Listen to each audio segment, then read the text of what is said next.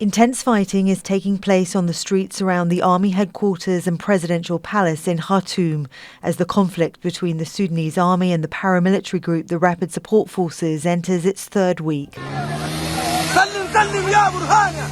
Both sides say they're making gains, and both blame each other for violating yet another ceasefire. The army says it's repelled an attack on Jabal al-Lia, 40 kilometres south of Khartoum.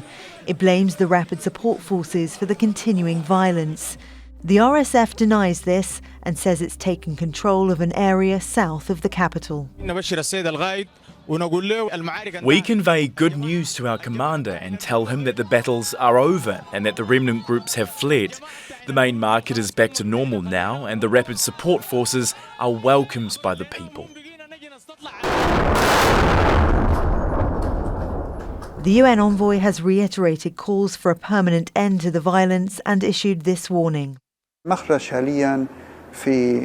Regional countries and the international community must say that if the situation continues, even if one side wins the fight, that side would not be accepted internationally. If a side refuses negotiations and refuses reconciliation, it will not be accepted internationally, regionally, and I think also nationally in Sudan. Sudan Doctors Union has warned the health service is on the verge of collapse and says there's a shortage of medicine. This hospital is in the city of Omdurman.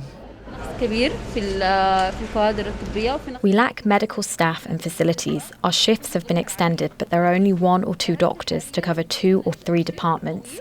In normal circumstances, this wouldn't happen, but now the situation is so difficult. With essential supplies running out, thousands are streaming out of the country.